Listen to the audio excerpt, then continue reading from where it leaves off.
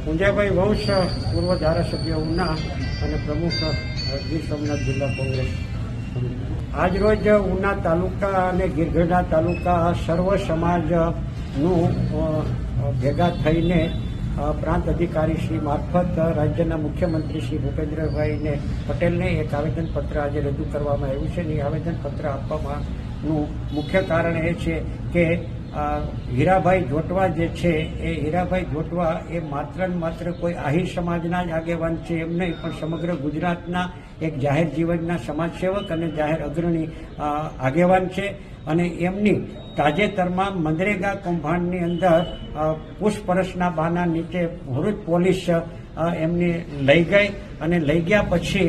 ત્યાં એમની સામે એફઆઈઆર કરવામાં આવી અને એફઆઈઆર કર્યા પછી એમને અને એમના પુત્રને સામે એફઆઈઆર કરીને એમને અંદર કરવામાં આવ્યા છે.